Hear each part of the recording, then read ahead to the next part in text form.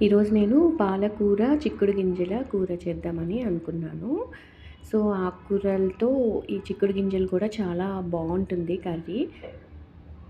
So, మీరు గడ్డి లేకుండా ఆకుకూరలు శుభ్రంగా కడుక్కోండి. ఎందుకంటే లైఫ్‌లో గూడా గడ్డి పరకలు లాంటి వాళ్ళు ఉంటారు. సో, వాళ్ళని తీసేయాలనమాట. కొన్ని కొన్ని సార్లు మనకి అడ్డొస్తా ఉంటారు అలాంటి వాళ్ళు. సో, నీట్‌గా కట్ చేసి పెట్టుకోండి. మన మన లైఫ్‌లో అలాంటి గడ్డి పరకలు లాంటి వాళ్ళు కనిపిస్తే మాత్రం అప్పటికప్పుడే తీసేయాలనమాట. ఎందుకంటే వాటి వల్ల మనకు ఏం ఉపయోగం ఉండదు. సో, అటు వారిని మనం తీసేసి మన లైఫ్‌ని లీడ్ చేయాలా. సో, నేను కూడా అదే నేర్చుకున్నా ఈరోజు.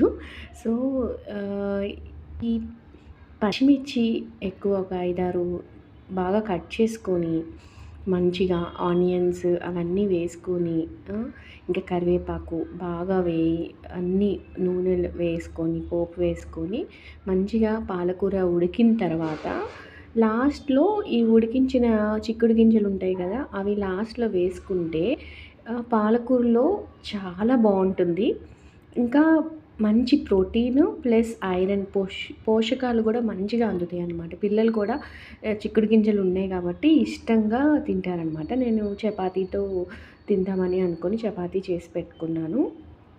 సో, ఇలా మంచిగా వేయించి పాలకూరను కూడా నీట్‌గా కడిగేసి అట్లా వేయించేసుకొని ఉడకబెట్టుకున్నామంటే లాస్ట్‌లో చిక్కుడు గింజలు కాస్త చిన్నుల్లిపాయ కూడా వేసుకుంటే వెల్లుల్లి అలా అలా కచ్చపచ్చ నూరేసి లాస్ట్‌లో వేసుకుంటే ఉప్పు తగినంత వేసుకుంటే సూపర్ టేస్టీగా ఉంటది. కారము, పసుపు అన్నీ వేసుకున్నాక ఈ చిక్కుడు గింజలు లాస్ట్‌లో వేసుకోవాలనమాట. ఉడికించిన చిక్కుడు గింజలు.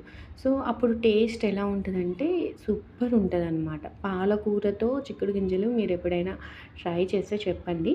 అండ్ ఇది చాలా టేస్టీగా ఉంటది. మీరు చపాతీతో తింటే సూపర్ ఉంటదనమాట. నేను చపాతీతో తిన్నాను. సూపర్‌గా ఉంది. పిల్లలు కూడా ఇష్టంగా